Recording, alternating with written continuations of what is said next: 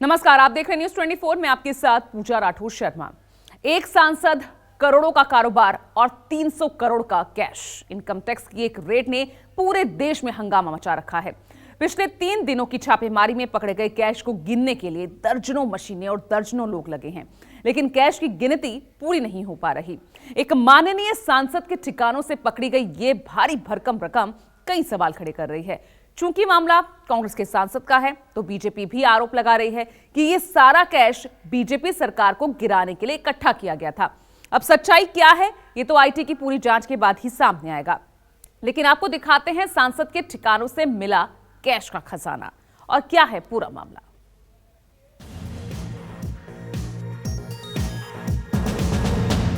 नोटों से भरा कमरा,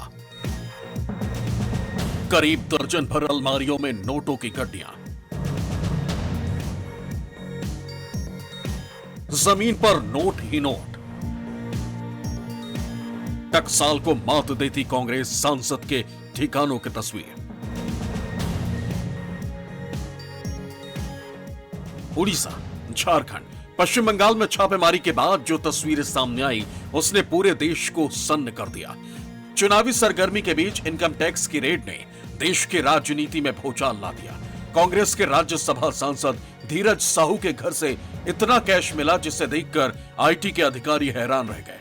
आरबीआई भौचक हुई और तो और खुद सांसद धीरज साहू की पार्टी कांग्रेस को यकीन नहीं हो रहा। पिछले 4 दिनों से सामने आ रही रेड और कैश की तस्वीरें देखने के बाद सवाल उठने लगे कि जिस देश में ब्लैक मनी पर काबू पाने के लिए नोटबंदी की गई, जिस देश में आम नागरिकों को 10 नोट जमा करवाने के लिए पहचान पत्र देना पड़ता हो, जिस देश ने पूरी दुनिया को ऑनलाइन लेन देन की ताकत का एहसास करवाया, उस देश के एक माननीय सांसद के पास अली बाबा का खजाना कैसे जमा हुआ। इन तस्वीरों को देखकर आप भी हैरान होने पर मजबूर हो जाएंगे। जैसे किसी फैक्ट्री में काम होता है, कर्मचारी बैठकर किसी प्रोडक्ट की पैकिंग करते हैं, ठीक उसी तरह से आईटी की रेड में जब्त किए गए नोटों की गिनती हो रही है। टेबल लगाया गया, नोटों की गड्डियां रखी हुई, नोट गिनने की मशीन लगी हुई। बैंक कर्मचारी किसी फैक्ट्री के कर्मचारियों की तरह नोट गिनने में लगे और नोट इतने हैं कि गिनती कम ही नहीं हो रही। दर्जनों कर्मचारी और अधिकारी सिर्फ और सिर्फ नोट गिनने में जुटे और गिनते ही जा रहे हैं। ना तो नोटों की गड्डियां खत्म हो रही हैं और न ही गिनती बंद हो रही है। कांग्रेस सांसद के कई ठिकानों और कंपनियों पर छापेमारी के बाद नोटों की एक नई तस्वीर सामने आई। ये तस्वीर किसी घर या ऑफिस की नहीं, ये वो नोट हैं जो जब्ती के बाद बैंक में लाए गए, जिनकी गिनती हो रही है। पैसा इतना है कि कर्मचारियों को दूसरे बैंकों से मशीनें और लोग बुलाने पड़े। रविवार के दिन भी नोटों की गिनती जारी है। बलंगीर में स्टेट बैंक ऑफ इंडिया में नई मशीन लाई गई। गिनती के लिए 3 बैंकों से कर्मचारी बुलाए गए। 176 बैग में से 150 बैग्स की ही गिनती पूरी हो पाई। टिटलागढ़, संबलपुर में जब्त पैसों की गिनती पूरी हो पाई और फिलहाल यह आंकड़ा 300 करोड़ को पार कर चुका है। कांग्रेस राजनेता और सांसद के ठिकानों से मिले कैश खजाने के खुलासे के बाद राजनीति भी तेज हो गई। आयकर विभाग के इस छापे में मिल रहे कैश को बीजेपी सीधे 2024 से जोड़ रही है। एजेंसी की कार्रवाई को तो बीजेपी ने यहां तक कह दिया कि इन नोटों के जरिए 2024 में बीजेपी और पीएम मोदी को हराने की साजिश रची गई थी और इन्हीं पैसों का इस्तेमाल चुनाव में होना था। घमंडिया गठबंधन, जिसका नेतृत्व कांग्रेस पार्टी कर रही है, कांग्रेस सहित तमाम घमंडिया का जुबान बंद है। सोनिया गांधी हो, राहुल गांधी हो, प्रियंका गांधी हो, सभी की जुबान बंद है। धीरज साहू के पैसे कहां जा रहे थे? किस चुनाव के लिए? मोदी को हराने के लिए था क्या? ये पैसे इकट्ठा किए जा रहे हैं घमंडिया गठबंधन की ओर से मोदी को हराने के लिए। लेकिन मोदी जी का भी संकल्प है कि जब तक हम रहेंगे भ्रष्टाचारियों पर नकेल कसते रहेंगे। उधर सांसद के ठिकानों से बरामद इतनी भारी भरकम रकम को लेकर कांग्रेस डिफेंसिव मोड में आ गई। कांग्रेस नेता जयराम रमेश ने साफ कर दिया कि धीरज साहू के ठिकानों से इतनी बड़ी रकम की बरामदगी आईटी को कैसे हो रही है, इसका जवाब तो खुद सांसद ही देंगे। कांग्रेस पार्टी का उनके बिजनेस से कोई लेना देना नहीं है। दूसरी तरफ इस पूरे मामले पर बीजेपी कांग्रेस पर हमलावर हो गई। बीजेपी नेताओं ने राहुल गांधी के साथ धीरज साहू की फोटो शेयर कर पार्टी से इस मुद्दे पर चुप्पी तोड़ने की मांग की।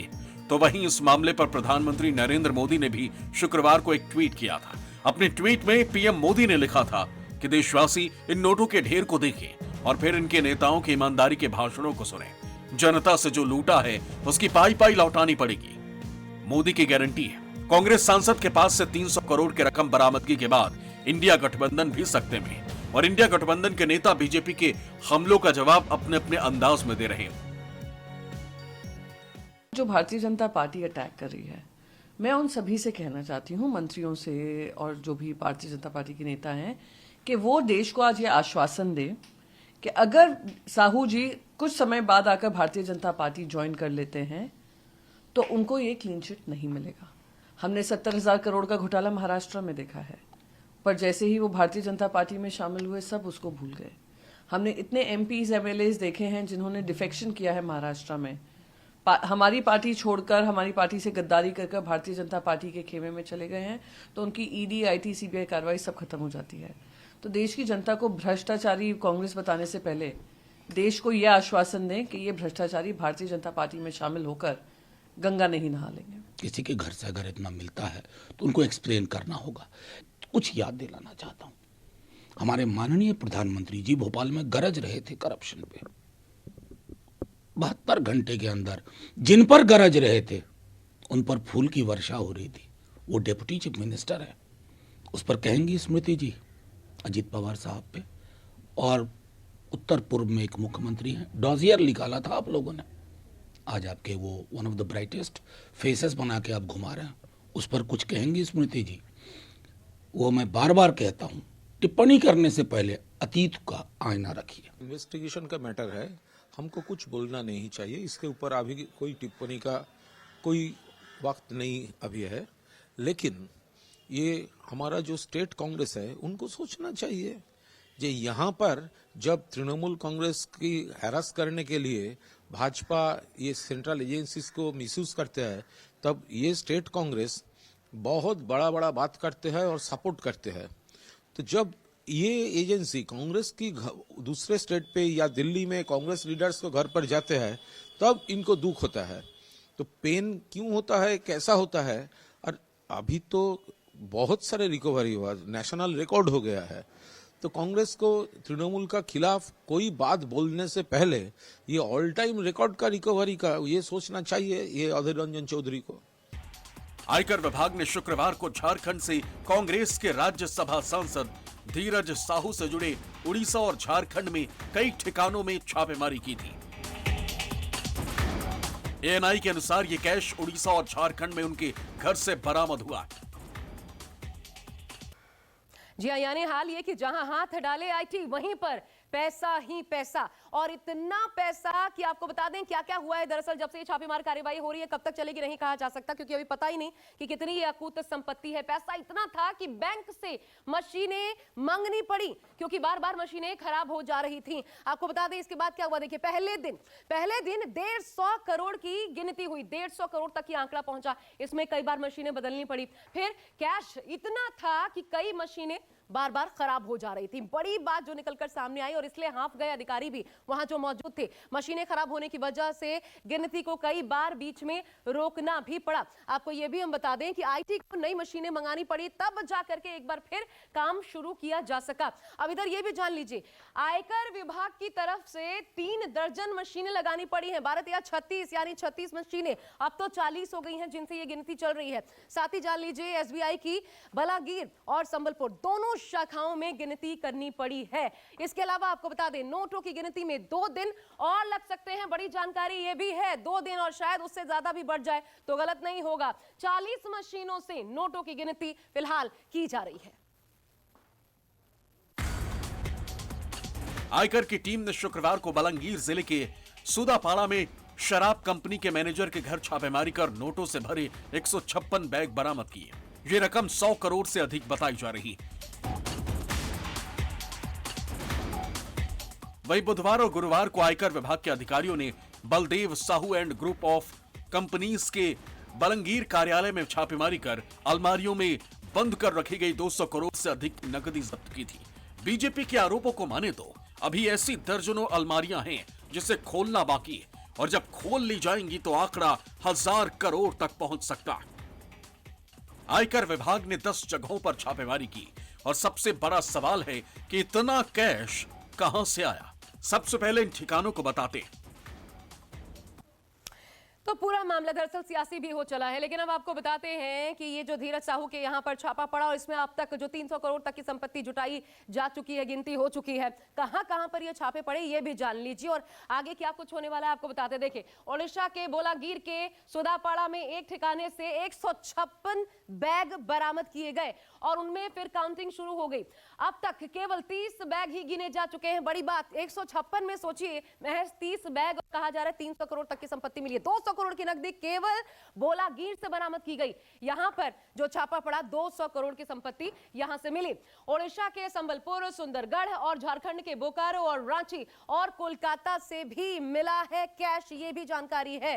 ओडिशा और झारखंड दरअसल जहां पर सबसे ज्यादा कैश बरामद किया, बोलागीर, टेटिलागढ़, बौद्ध, सुंदरगढ़, राउरकेला, भुवनेश्वर में भी छापेमारी की गई है। अब आपको यह भी बता दें कि ज्यादातर जगहों पर जो छापेमारी हुई है वो कंपनियों से जुड़े हुए हैं, कंपनीज हैं, अलग अलग नाम से कंपनियां हैं। भुवनेश्वर की बात की जाए तो भुवनेश्वर के पलासपल्ली में बौद्ध डिस्टिलरी प्राइवेट लिमिटेड के कॉर्पोरेट कार्यालय पर यह छापेमारी की गई। कॉर्पोरेट कार्यालय बताया जा रहा है और इसलिए दरअसल आपने बीच होगा कि ये कारोबार से अर्जित की गई संपत्ति है या फिर ये काली कमाई है। सवाल दरअसल कांग्रेस की तरफ से भी, क्योंकि ये हो सकता है एक वो बिजनेसमैन है तो क्यों नहीं ये सफेद कमाई का हिस्सा हो सकता है। कंपनी के कुछ अधिकारियों के घरों, बौद्ध में कंपनी की फैक्ट्री और कार्यालय और रानी सती राइस मिल की भी तलाशी ली गई है। जानकारी ये भी सामने आई है और अभी ये दायरा और ज्यादा बढ़ेगा। चलिए आगे भी आपको दिखा दें। ये देखिए, धनुपाली में देसी शराब फैक्ट्री और संबलपुर में Baldev Sahu and group of companies limited के कार्यालय पर छापेमार कार्रवाई की गई। दरअसल ये सारी कंपनियां जो हैं, ये बताया जा रहा है सारी कंपनीज धीरज साहू से ही जुड़ी हुई थी। अलग अलग कंपनीज का पैसा है कहा जा रहा है और फिर ये बिजनेस का पार्ट हो सकता है। हालांकि बीजेपी ने सीधे सीधे आरोप लगा दिए हैं भ्रष्टाचार का पैसा, और कांग्रेस कह रही है कि क्यों भ्रष्टाचार का, जांच होने दीजिए, दूध का दूध पानी का पानी हो जाएगा। सियासी तौर पर इसे फिलहाल काला धन बताया जा रहा है और तो और इसे भ्रष्टाचार का भी धन माना जा रहा है। लेकिन आपको बता दें कि सांसद साहू शराब के कारोबारी और ये छापे कई कंपनियों पर पड़े जिनका लिकर के कारोबार से कनेक्शन है और ज्यादातर शराब का कारोबार कैश से होता है। सवाल तो है, इतना सारा कैश कहां से आया? अगर जांच के दौरान इनका टैक्स भरा होगा और पेपर पूरे होंगे, कारोबार नियमों से हुआ होगा तो कोई गलत नहीं होगा, क्योंकि आयकर के मुताबिक ये सारे पैसे सिर्फ एक जगह या एक व्यक्ति से नहीं मिले। अगर कंपनियों के पैसे होंगे तो लीगल हो सकते हैं, लेकिन मामला जब सियासी हुआ और तूल पकड़ा तो कांग्रेस और विपक्ष के नेता सामने आए। चूंकि सांसद कांग्रेस से जुड़े हैं, इसलिए बीजेपी ने सीधे उन पर वार किया। जवाब में कांग्रेस के नेता सामने और कहा कि इसे पार्टी से जोड़ना सही नहीं। अगर सांसद के यहां से मिला है और वो एक कारोबारी है तो उन्हें सफाई का पूरा मौका मिलना चाहिए, न कि इसे भ्रष्टाचार और पार्टी से जोड़ना चाहिए। अभी तक मिले 300 करोड़ का सीधा लिंक कांग्रेस सांसद से ही बताया जा रहा है और कहीं ना कहीं हर ठिकाने का लिंक भी उनसे ही जुड़ा हुआ कहा जा रहा है। वैसे तो जांच के बाद ही पता चलेगा कि आखिर इतने सारे पैसों का सच क्या है। धीरज साहू कौन है जिनके ठिकानों से अरबों रुपए मिले? तो धीरज साहू, जिनको धन कुबेर भी कहा जा रहा है, आखिर धीरज साहू हैं कौन? कैसे इतनी बड़ी संपत्ति के मालिक वो बन बैठे? अब ये भ्रष्टाचार या फिर वाकई में बिजनेस का पैसा, ये जांच के बाद पता चलेगा। लेकिन अभी तक 300 करोड़ की कमाई हासिल हो चुकी है। देखिए धीरज साहू कौन है। राज्यसभा से कांग्रेस के सांसद है धीरज साहू। राज्यसभा कहां से? झारखंड के राज्यसभा सांसद हैं कांग्रेस से। 23 नवंबर 1955 को रांची में धीरज साहू का जन्म हुआ। इनके बारे में जानकारी एक एक करके हम आपको दिखाते हैं, क्योंकि ये नाम जो कि प्रचलित नहीं था लेकिन अचानक से सुर्खियों में आया है। 3 बार राज्यसभा सांसद रहे हैं और तीनों बार ये दरअसल कांग्रेस पार्टी से ही राज्यसभा के सांसद रहे हैं। एक व्यापारी परिवार से ताल्लुक रखते हैं, क्योंकि परिवार भी व्यापार करता रहा है और इसलिए बिजनेस का पैसा भी हो सकता है। बार बार ये एक दलील भी सामने आ रही है, हालांकि ये सब कुछ जांच के बाद ही पता चलेगा। पिता ने स्वतंत्रता की लड़ाई में भी हिस्सा लिया। ये भी इंगित किया जा रहा है, जब बीजेपी कांग्रेस आमने सामने है तो ये भी इंगित किया जा रहा है, बीए तक की पढ़ाई की है, झारखंड के लोहरदगा में ये रहते हैं। फिलहाल झारखंड का लोहरदगा ही इनका निवास स्थान है। सांसदीय हलफनामे में अपनी संपत्ति, हालांकि यहां ये गौर करने वाली बात है कि अपने हलफनामे में जो सांसदीय हलफनामा है, संपत्ति देखिए उन्होंने कितनी बताई, 34 करोड़ 83 लाख की महज संपत्ति बताई इन्होंने। हलफनामे के अनुसार उनके खिलाफ कोई आपराधिक मामला दर्ज नहीं है, यानी कि खुद को क्लीन चिट उन्होंने दिया है। एक रेंज रोवर, एक फॉर्च्यूनर, एक BMW और एक पजेरो कार इनके पास है, लेकिन जितने की संपत्ति बताई थी उससे कहीं ज्यादा बड़ी संपत्ति के ये मालिक है, और इसलिए प्रश्न उठ रहा है कि हलफनामे में क्यों नहीं दिया इन्होंने ये तमाम जानकारियां।